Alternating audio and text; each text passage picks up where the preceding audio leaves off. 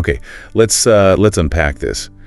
There's this question, and it seems really simple at first glance, doesn't it? Yeah. How long were the Israelites actually in Egypt? Yeah, simple question, but you start looking into it and wow, the answers seem to multiply. Exactly. You open up the Bible, one place might mention 400 years. Yeah.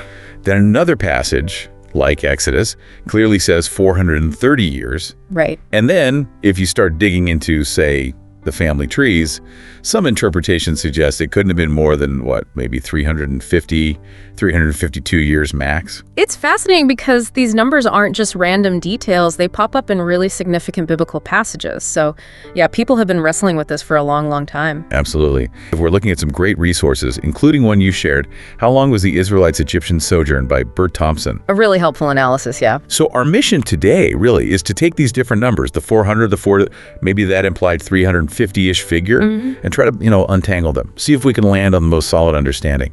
And I think the key thing for you listening is, how do we make sense of this without getting totally lost? It often comes down to context, understanding what each number is actually measuring. Right. So let's start with what looks like the most obvious contradiction. You've got Galatians 3.17. Yeah. Paul says the law came 430 years after God's covenant with Abraham. Okay.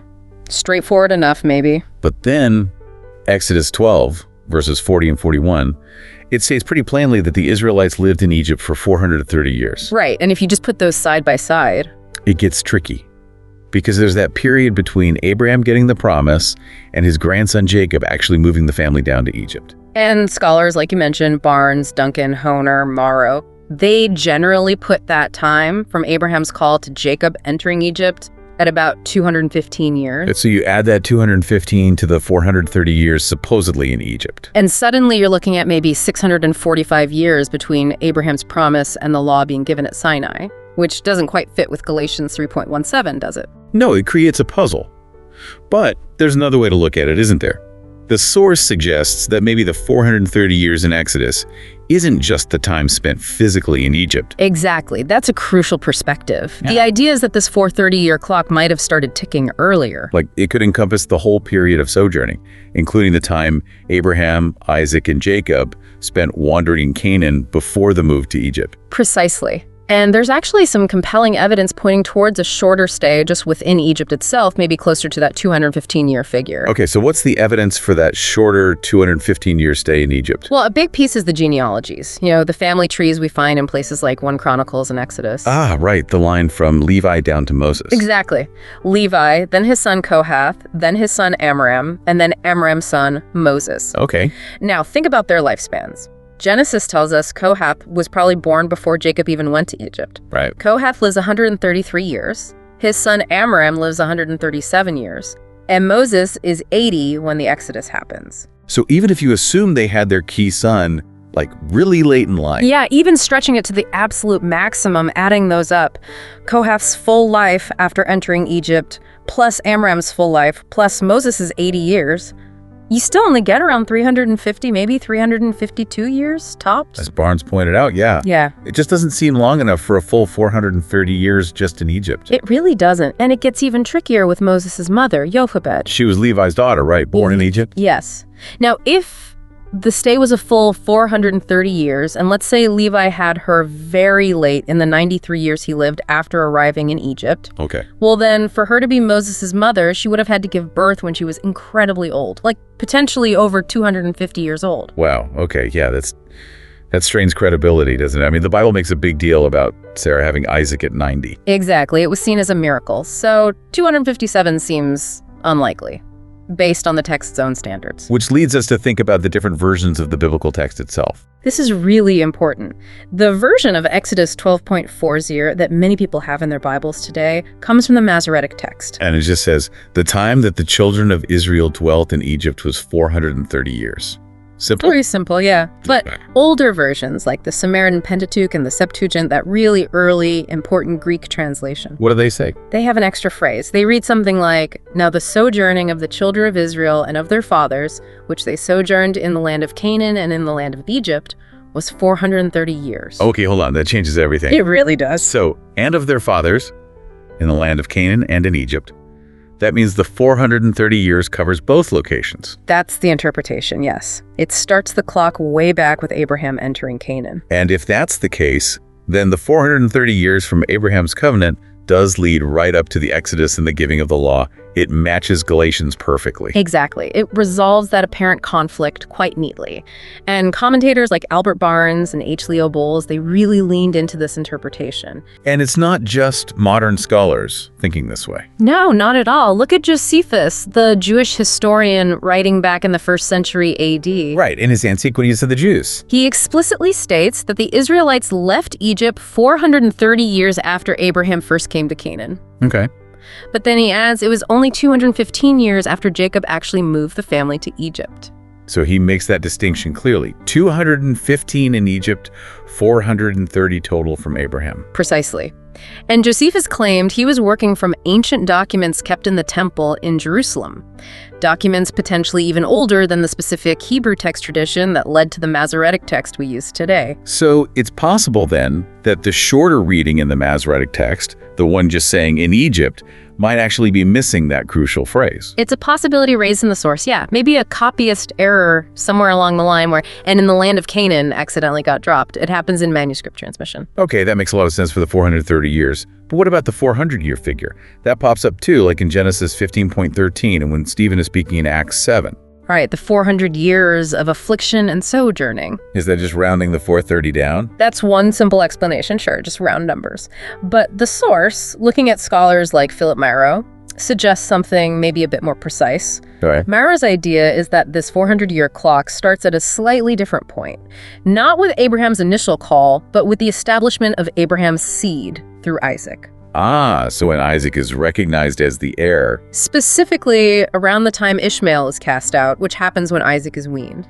Maybe about 5 years after Isaac was born. And Isaac was born 25 years after Abraham's call. So this 400-year period starts roughly 30 years after the 430-year clock began. Exactly. So if you count from Isaac's weaning forward to the Exodus, you land pretty close to 400 years. So Honer summarizes this well then. Yeah, his conclusion is basically the 430 years run from Abraham's call to the Exodus, covering the 215 in Canaan and 215 in Egypt. Okay. And the 400 years run from the weaning of Isaac, the recognized seed, also ending at the Exodus. So they aren't contradictory figures. They're just measuring slightly different overlapping spans of time, focusing on slightly different aspects of the promise and the experience. That's the argument. It allows both figures to be accurate within their own specific contexts. Made sense. Now, what about the nature of that sojourning and ill treatment mentioned in the 400-year prophecy? Because, Abraham wasn't enslaved in Canaan. Good point. Well, the sojourning part, as commentators like Lipscomb and Morrow argue, really did begin the moment Abraham entered Canaan. He was a foreigner, a pilgrim, living in a land promised but not yet possessed. Okay, so that aspect fits the whole period. Right. And the ill treatment, or affliction, while the intense slavery was concentrated in those later years in Egypt, arguably, forms of hardship started earlier. How so? Well, think about Ishmael mocking or persecuting Isaac. That was affliction aimed at the promised seed. Ah. And even before the full-blown slavery, Genesis mentions the Egyptians kind of looking down on shepherds and not even eating with the Hebrews. There was an element of being outsiders, maybe even facing prejudice from early on. So the 400 years captures that broader sense of being strangers and facing various forms of hardship, culminating in the Egyptian bondage. That seems to be the idea, yeah. It wasn't all sunshine and roses even before the slavery intensified. Okay, we've tackled the different time frames. But there's still that lingering question, especially if the time in Egypt was only 215 years.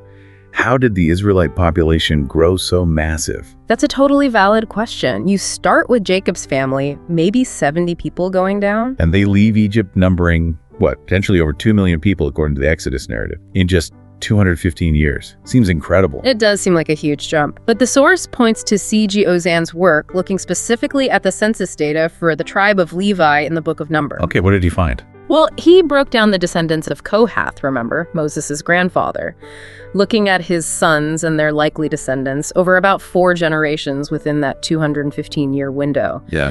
Ozan calculated that even a fairly reasonable rate of growth, say an average of maybe 7 sons per family surviving to adulthood and having their own families, that could actually account for the numbers listed for the Kohathites in the census. Really? Just 7 sons per family over 4 generations. It sounds like a lot today, but consider the factors back then.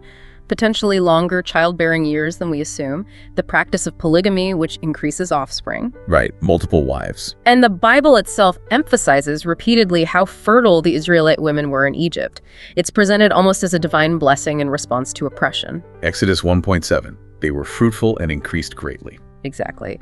So while the growth was certainly dramatic, Ozanne's analysis suggests it's not mathematically impossible within a 215-year time frame, given the cultural and stated context. Okay, so when we put all these pieces back together, the different time figures aren't necessarily errors or contradictions. It seems they can be harmonized, yeah.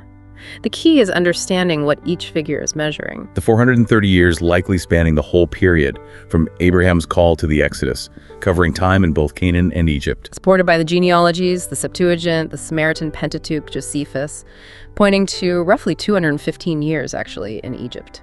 And the 400 years focusing on a slightly different period, maybe starting from Isaac's weaning, emphasizing the time of being foreigners and facing affliction, also ending at the Exodus. Right.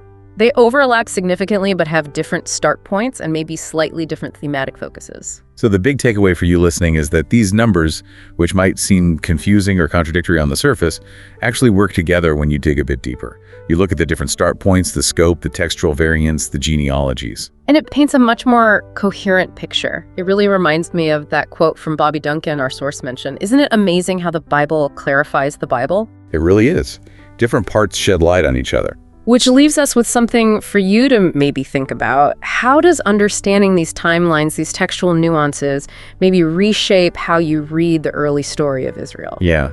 And what other questions in history, biblical or otherwise, that seemed simple at first might actually have these fascinating layers of complexity waiting when we decide to, do a real deep dive into the sources?